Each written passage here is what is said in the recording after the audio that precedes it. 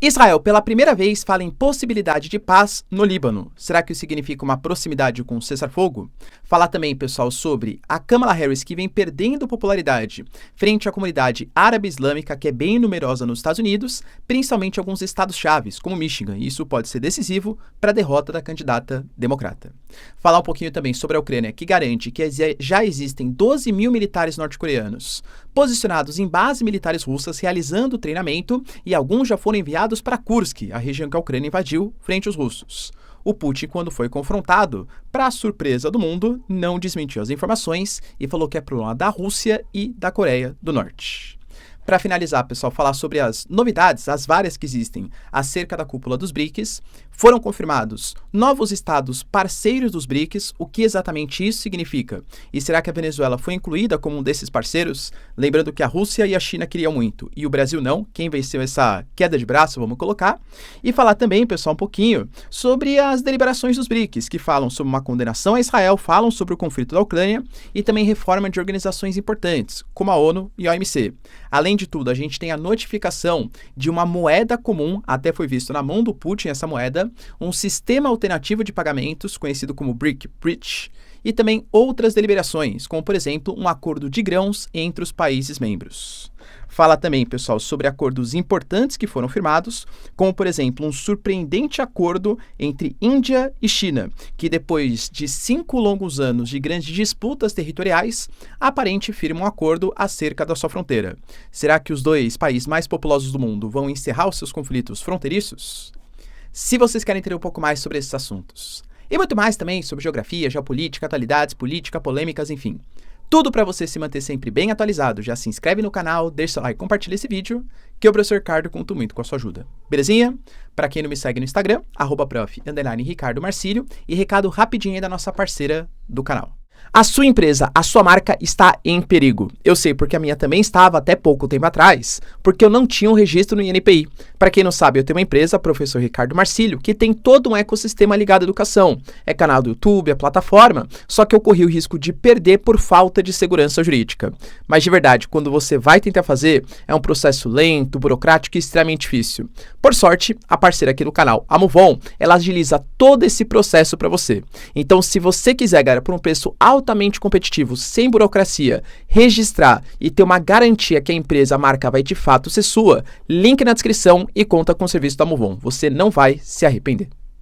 Bom, galera, então bora lá pro vídeo, ó. Como eu falei para vocês na introdução, hoje a gente começou a ter pequenas boas notícias, pelo menos nas declarações. Na prática, Israel continua fazendo ataques contra Gaza, inclusive mais uma vez uma forte ofensiva contra o norte ali do território, fez ataques também à Síria e continua fazendo ataques ao Líbano. Mas hoje a gente teve o chefe das IDF, que são as Forças de Defesa de Israel, garantindo, né, o Herzi Halevi, que já existe uma possibilidade do fim da guerra contra o Líbano. Até porque a gente teve mais uma vez militares libaneses que foram mortos por ação de soldados israelenses.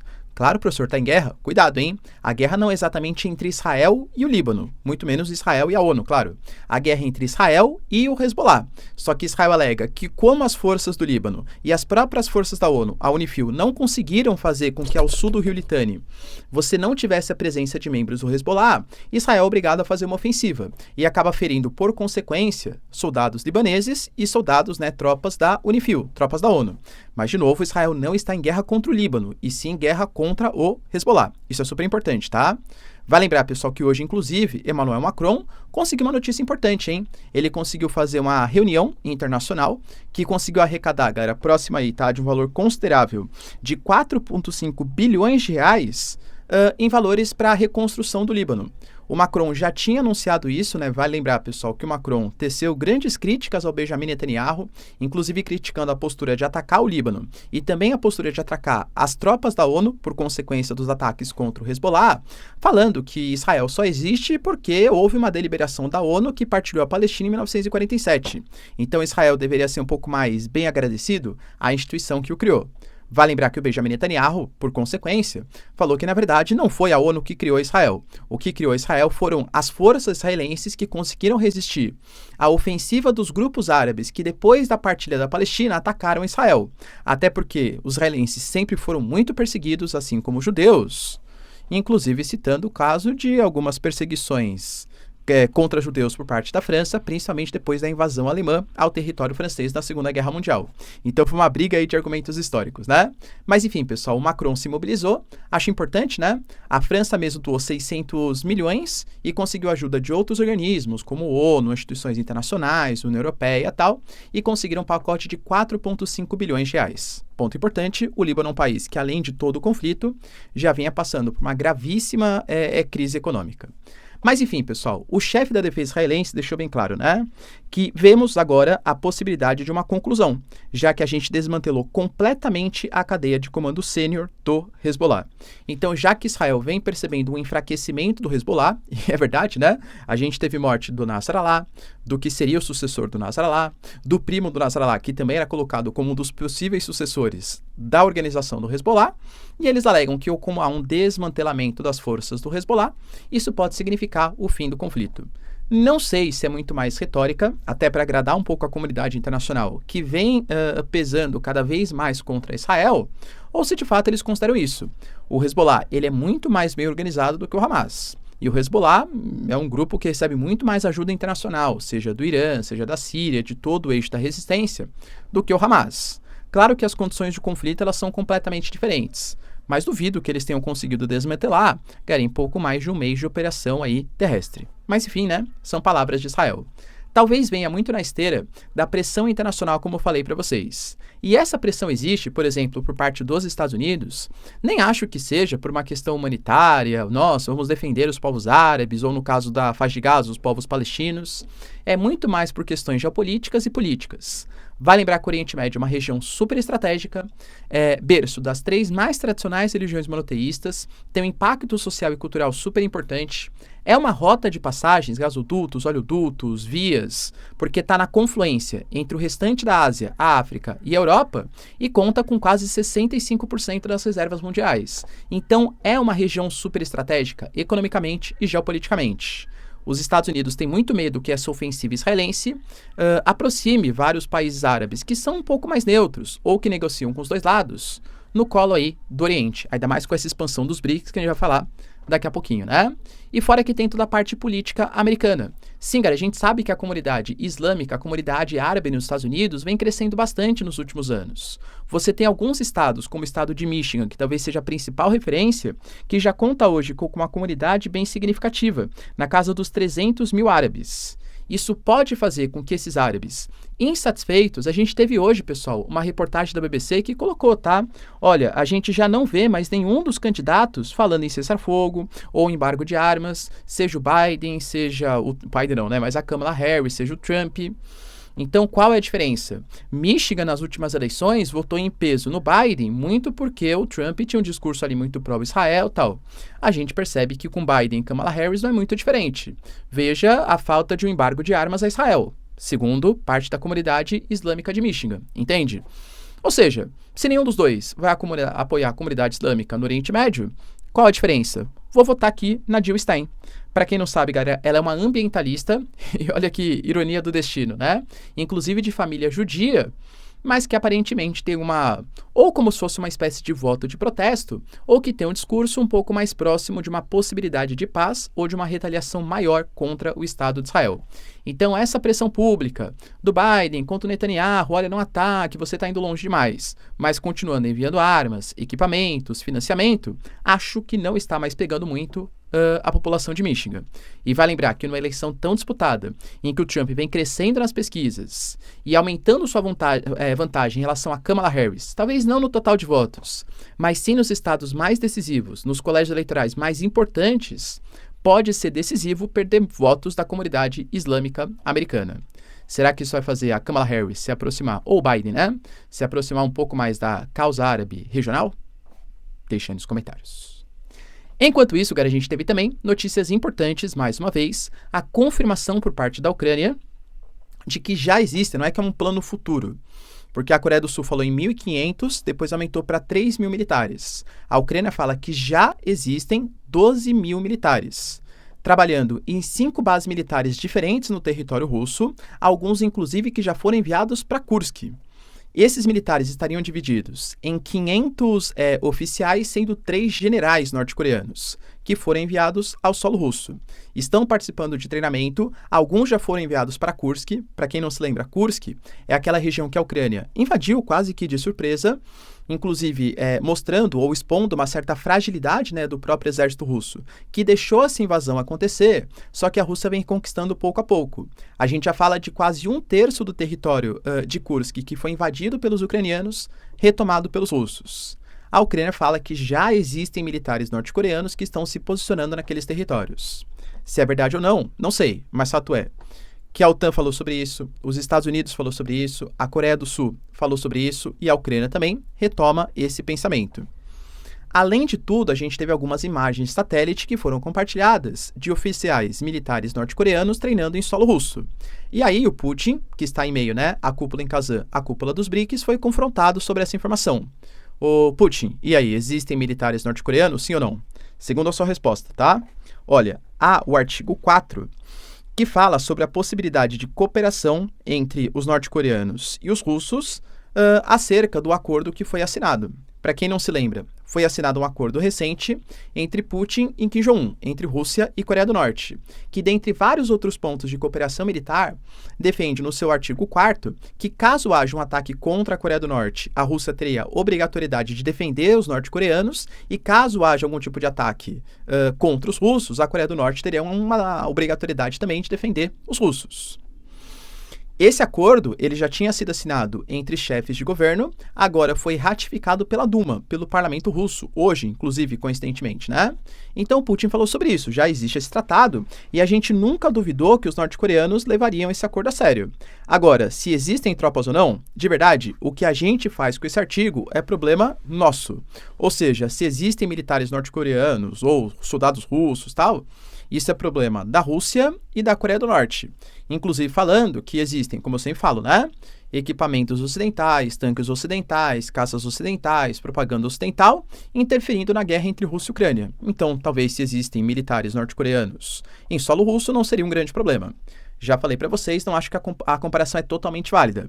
Sim, a OTAN interfere com a inteligência. Os ataques que a Ucrânia faz, por exemplo, em solo russo, contam com as imagens, com a percepção, com a inteligência dos Estados Unidos. Mas talvez os militares sejam um passinho a mais, né? Os militares são um passinho a mais. A Rússia fala que existem mais de 15 mil mercenários dos países ocidentais que estão atuando na guerra também. Então também há algum tipo de interferência. E aí quando foi perguntado para o Putin, mas a gente viu algumas imagens sendo compartilhadas. Aí o Putin falou até num tom meio irônico, né? Poxa, é verdade? É imagens? Poxa, imagens são algo sério. Então, se há imagens, elas devem estar refletindo alguma coisa. Ou seja, deixou no ar que realmente as imagens são verdadeiras e que existem militares norte-coreanos posicionados em solo russo.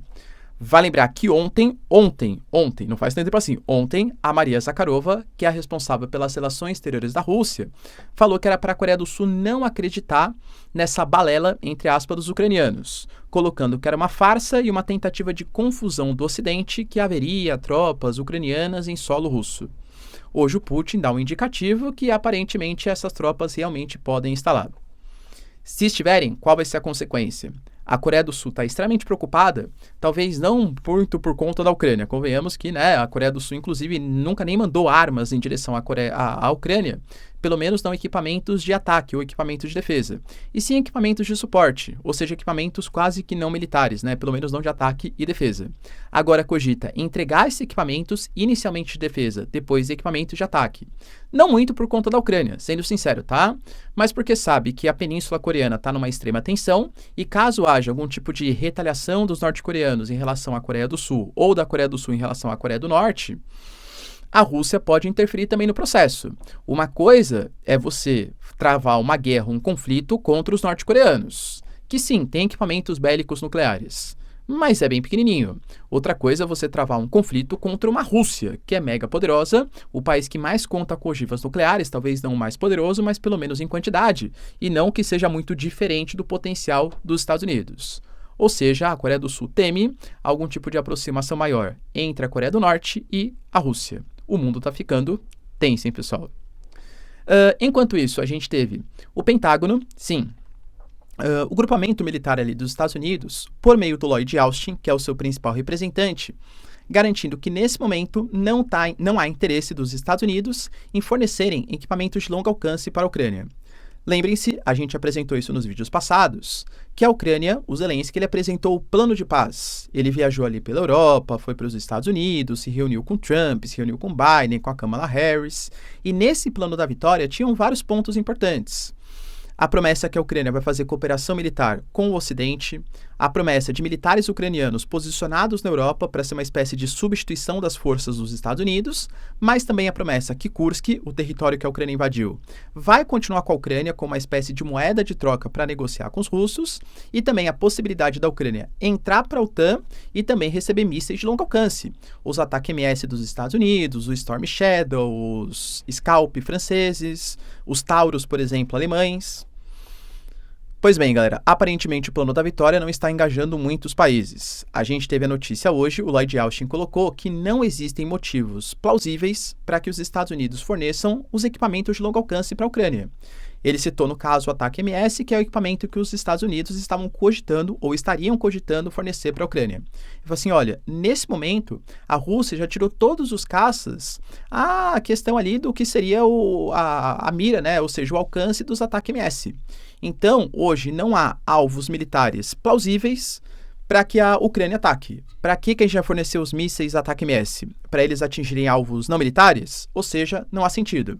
Fora que ele falou também que, recentemente, a Ucrânia, ela desenvolveu bastante, isso é verdade, né? A sua indústria de drones. Então, já conseguiria fazer por conta própria os seus próprios drones para atacar alguns territórios estratégicos dos russos. E eu falei para vocês isso, né? Poxa, do ponto de vista simbólico, os mísseis de longo alcance, eles podem ter sim grande relevância, né? Porque significa um apoio mais enfático, mais caloroso, vamos colocar assim, né? E que reconheceria que o plano de paz do Zelensky poderia dar certo. Mas na prática, são caros e talvez menos eficientes do que seriam, por exemplo, os drones ucranianos, que conseguem fazer alguns ataques bem-sucedidos. Áreas, por exemplo, de refino de petróleo, a pontos estratégicos. Aparentemente, os Estados Unidos, tanto para cortar gastos, quanto pela possibilidade de ser uma interferência maior em solo russo, não quis comprar essa briga. É claro, pessoal, que isso representa uma derrota geopolítica e política para o governo Zelensky. Hoje a gente teve também a conclusão. Claro, pessoal, se houver algum tipo de novidade enquanto eu gravo, lembra, né? Eu sempre faço os remendinhos aqui, porque geopolítica é muito dinâmica, mas a conclusão da cúpula dos BRICS. A gente teve vários pontos super interessantes. Primeiro ponto interessante está muito na questão da criação desse novo grupamento de países que estão sendo chamados de países parceiros dos BRICS. Não está muito bem definido ainda, pelo menos enquanto eu gravo para vocês, talvez uma declaração pós-cúpula dos BRICS possa definir exatamente como que vai ser o funcionamento. Mas as especulações ditam que, primeiro, vão ser 13 novos países. Ponto importante, tá? Hoje a gente teve a confirmação que a Arábia Saudita, pelo menos por enquanto, não é membro oficial dos BRICS. Vai lembrar que eram 4 membros oficiais, isso lá em 2006, quando o grupo se reuniu pela primeira vez. Em 2009, a gente teve a criação efetiva dos BRICS, né, a primeira cúpula, de fato, com o grupo BRICS criado, que eram Brasil, Rússia, Índia e China. Depois entra o South Africa, África do Sul. Você conta ali com a criação também do NDB, que é o Banco dos BRICS. E em janeiro de 2024, a gente teve a confirmação da entrada, teoricamente, seriam 6 membros. Arábia Saudita, Irã, Etiópia, Egito, Emirados Árabes Unidos e Argentina. A Argentina de Milei saiu no último momento, o Alberto Fernandes tinha aceitado. Quando o Milei entrou, ele não quis fazer essa parceria com os chineses, russos, Brasil. Ele tem uma diplomacia muito mais pró-Israel, Estados Unidos, União Europeia, e aparentemente a Arábia Saudita também não aceitou. Inclusive o Bin Salman estava até em reunião com o Antony Blinken. Depois, representantes sauditas até participaram, né, da cúpula dos BRICS, à margem ali. Mas o Bin Salman estava reunido com Antony Blinken, em meio à cúpula dos BRICS. A Arábia Saudita, pelo menos por enquanto, então, não é membro oficial, tá? Então a gente fala de 9 membros. Os 5 iniciais, com a África do Sul, Etiópia, Egito, vamos lá, Etiópia, Egito, Emirados Árabes Unidos, Irã, Irã, tá? Pois bem, pessoal, esses membros associados aparentemente são 13. Quem são esses 13 novos membros associados? A gente está falando de Argélia, Belarus, Cuba, Bolívia, Indonésia, Malásia, Turquia, país importante, Uzbequistão, Cazaquistão, Tailândia, Vietnã, Nigéria e Uganda. Talvez desses, claro, pessoal, todos têm a sua importância. A gente vê um crescimento, por exemplo, dos países da Ásia Central, um bolsão energético super estratégico, parte importante da nova Rota da Seda, pretendida ali pelos chineses, região de influência dos russos, grandes reservas de urânio. Então, são regiões estratégicas, cada um dos pontos é bem estratégico. Mas a Turquia talvez seja o grande símbolo. A Turquia, vai lembrar, é um país que faz parte da OTAN, é um país que recebe equipamentos de defesa e de ataque da OTAN, sim. A Turquia é um país que até pouco tempo atrás fazia questão de entrar para a União Europeia.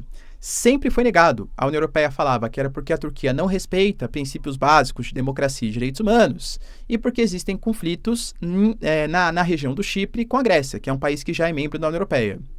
A gente sabe é porque o Parlamento Europeu ele tem representantes de acordo com o total populacional. A Turquia seria o segundo país mais populoso, só perdendo para a Alemanha, então haveria vários parlamentares turcos deliberando regras para toda a União Europeia.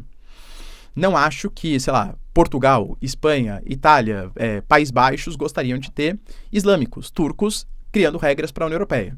Mas enfim, né? Então, a Turquia agora entrando para os BRICS, penso que assim é um sinal do fortalecimento desse grupo. É fato. Mas esses países não entram como membros definitivos, somente como membros parceiros. Aparentemente, eles vão poder participar das reuniões, mas não vão ter poder de voto, muito menos poder de veto, né, vetar algum tipo de decisão, e também não vão poder assumir a cadeira de presidência rotativa. Por exemplo, a gente tem nesse momento a Rússia, ano que vem o Brasil. E é importante ser o presidente porque é quem organiza a reunião, é quem propõe as pautas mais importantes, é quem discute aí os assuntos mais relevantes. Então foi criado esse novo organismo, de membro parceiro dos BRICS. Ponto super importante. Por mais que a Venezuela, Nicolás Maduro, tenha ido presencialmente à Rússia, e o Putin tenha declarado apoio à entrada da Venezuela para os BRICS, a China tenha declarado apoio da Venezuela para os BRICS, a gente teve as palavras do Putin, tá? A Venezuela só entra para os BRICS se houver algum consenso. Embora não tenha falado explicitamente o nome do Brasil, é claro que é o Brasil. Eu citei aqui para vocês. E o Putin foi bem explícito. Ele falou que o Lula, conversando com o Putin, pediu para que o Putin, quando fosse conversar com Nicolás Maduro, repassasse algumas mensagens em nome do Brasil. Confesso que eu sou muito curioso e estou mais curioso ainda, envolvendo geopolítica, para saber quais foram essas palavras. O Putin atuando quase como se fosse uma espécie de telefone sem fio entre Maduro e Lula. E nem acho que é porque o Brasil, nossa, a Venezuela não é uma democracia, cara. Convenhamos, vários países do bloco também não são, né? Mas é muito mais pela falta de credibilidade ou pela falta de relação benéfica entre Venezuela e Brasil nos últimos anos. O Brasil, cara, foi o fiador do Acordo de Barbados. O Brasil não assinou documentos importantes da Organização dos Estados Americanos, de líderes latino-americanos. O Brasil tentou mediar junto com o México, junto com a Colômbia, algum tipo de jeito falar, Venezuela, presente as atas eleitorais. A resposta da Venezuela, acusar as eleições do Brasil de serem fraudadas e falar que o Lula é agente da CIA. Entende? Então o Brasil vetou a participação da Venezuela. Rússia e China, pelo menos por enquanto, não creem na entrada da Venezuela, não querem a entrada da Venezuela. Na verdade, gostariam, né? Mas o Brasil aparentemente vetou e ganhou essa queda de braço frente à Venezuela. A gente teve também, pessoal, a notícia, né, do que foi considerado como documento final dos BRICS. Eles fizeram, galera, uma condenação a Israel, citando, assim, várias vezes Israel, por conta dos ataques contra o Irã, por conta dos ataques contra a Síria, por conta dos ataques contra a faixa de Gaza, falando que é necessário um cessar-fogo, e condenaram também os reféns. Mas não citaram o nome de Hamas, não falaram algum tipo de condenação ao ataque do Irã. Então, claramente, tem uma postura muito mais, até porque o Irã está nos BRICS, né? Uma postura muito mais contra Israel do que exatamente pró-Israel. Falaram da guerra Rússia e Ucrânia, mas também assim, né? A gente tem que respeitar a Carta da ONU, tem que ter um princípio de negociação, uma proposta de paz, mas tudo muito aberto. E apoiaram novamente a reforma dos organismos multilaterais. Inclusive o Brasil, o próprio Mauro Vieira falou sobre isso, que ele não ia indicar países para serem países parceiros dos BRICS. Ele ia colocar critérios, e um dos critérios era que o país, ou os países que fossem entrar, defendessem a reforma dos organismos multilaterais. Falou sobre a ONU, falou sobre a FMI, sobre o Banco Mundial e sobre a OMC. Para quem não sabe, pessoal, a OMC, Organização Mundial do Comércio, ela funciona como se fosse uma espécie de órgão de regulação do comércio mundial. A OMC, ela tenta prever o livre comércio. Então, qualquer país que esteja praticando um protecionismo abusivo, subsídios agrícolas, industriais abusivos, que prejudiquem o livre comércio internacional, vai ser fiscalizado e possivelmente punido, sofrendo sanções por parte da OMC. Os BRICS colocaram que uma das prioridades é fazer com que a OMC saiba que existe uma diferença entre protecionismos feitos por países em desenvolvimento, países subdesenvolvidos e de países desenvolvidos, colocando que os países em desenvolvimento devem ter algumas preferências comerciais. Então, vai lutar também por uma reforma da OMC nesse sentido, de preferências alfandegárias, preferências comerciais dos BRICS. A gente teve também, pessoal, a deliberação de várias questões importantes de um novo momento da geopolítica internacional. Várias vezes, a China, a Rússia, o Brasil, a Turquia, a Venezuela, que deu discurso, embora também não faça parte, falou sobre isso. É a nova ordem. É o momento em que os países do sul global vão liderar esse novo momento. A gente teve, por exemplo, a consolidação de planos futuros para o BRICS Bridge, ou seja, a ponte BRICS. Como eu falo para vocês, transações financeiras internacionais, quase que em sua totalidade, são feitas pelo sistema SWIFT. Por exemplo, eu trabalho aqui no Brasil e eu trabalho, claro, para o YouTube. O YouTube é dos Estados Unidos, da Google. Eu recebo, então, um AdSense pequenininho, tá? Canal de educação aqui, né? Se fosse... Enfim, né? Não vamos discutir aqui, não funciona o pagamento. Mas, enfim, tá? Eu recebo aqui, galera, um financiamento, né? Um pagamento pelo trabalho que eu exerço aqui no YouTube. Só que vem lá de um banco dos Estados Unidos, que tem tributações diferentes, moedas diferentes, horários de funcionamento diferentes, regulações diferentes. Então tem um sistema SWIFT que faz essa coordenação entre os bancos americanos e os bancos brasileiros. Existe um código, existe toda uma ferramenta utilizada para transações internacionais. Só que hoje está na mão, por exemplo, a relação dolarizada, que é uma moeda dos Estados Unidos. Está na mão do SWIFT, que é controlado majoritariamente também pelos Estados Unidos. E isso pode fazer, cara, países falarem abertamente sobre isso. O Irã, a China, a Rússia. A gente está na mão de países que podem aplicar sanções simplesmente porque não gostam da nossa atitude. Então a gente tem que diversificar. A ideia de uma criação de um sistema alternativo de pagamentos para não ficar sujeito somente a um sistema aceito pela comunidade internacional e a questão da desdolarização. Inclusive foi apresentado um protótipo de uma moeda comum, até bonitinha, né? Tava na mão do Putin e tal, que seria essa moeda comum dos BRICS. Professor, como que a gente vai fazer uma moeda única com a China, com a Bolívia, com Cuba? São países ruins. Calma. A ideia não é acabar com o real, não é acabar com o yuan, não é acabar com o rublo ou com as moedas. A ideia é, hoje, quando o Brasil faz um comércio, por exemplo, com a Bolívia, a gente tem moedas diferentes. Então o Brasil converte o real em dólar, negocia em dólar e a Bolívia vai lá e negocia, né, com a moeda local. Então as transações econômicas são feitas em uma moeda, dólar. Ao invés de utilizar o dólar, vai utilizar essa moeda comum dos BRICS. Se isso vai para frente, cara, de novo, tá? Olha, já ouço bastante tempo para falar sobre isso. Aparentemente, os países estão se mobilizando um pouco mais nesse sentido. Até Rússia e China aprovaram a reeleição da Dilma à cadeira de presidente do Banco dos BRICS, porque aparentemente ela também é grande defensora aí dessa pauta. E falaram também sobre o acordo de grãos, colocando que países super importantes, cara, como por exemplo a Rússia, tem uma parte importante da produção de grãos do planeta. Então, aparentemente, eles querem fazer uma espécie de acordo similar ao que seria, por exemplo, a OPEP. Ou seja, mensalmente, a cada 2 meses, estabelecer reuniões periódicas para tentar estabelecer uma regulação do preço das commodities.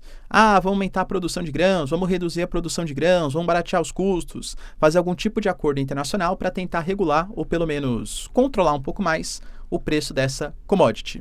Então, assim, é tudo iniciativa embrionária, mas são iniciativas importantes que tentam mostrar uma mobilização do sul global. Se vai dar certo, olha, são muitos pensamentos diferentes, né? A gente está falando, pessoal, de 9 membros plenos e 13 associados, que têm discordâncias internas, têm sistemas políticos divergentes. Não sei, mas é um embrião interessante do que pode vir para o futuro. Você defende, galera, essa criação dessa moeda comum? Não moeda única, hein? Dessa moeda comum? E, de novo, não é acabar com o dólar ou acabar com o sistema SWIFT. É criar alternativas financeiras à utilização do dólar e do SWIFT. Deixa aí nos comentários. Para finalizar, pessoal, notícia super importante também, ligado à Índia e China, que fizeram uma reunião bilateral. Pessoal, claro, né, são membros dos BRICS. Cuidado, eu sempre falo, os BRICS, eles são membros que falam sobre economia. Não é bloco econômico, mas é um bloco geopolítico que fala sobre economia. Mas do ponto de vista militar, achar que há uma convergência entre Arábia Saudita e Irã, achar que há uma convergência entre Egito e Etiópia, dois países que disputam as águas do Nilo, achar que há uma convergência entre Índia e China, a Índia faz parte da Aliança Quad, que um dos objetivos é conter o avanço chinês na região do Índico-Pacífico, entende? Então a Índia e China têm grandes rivalidades.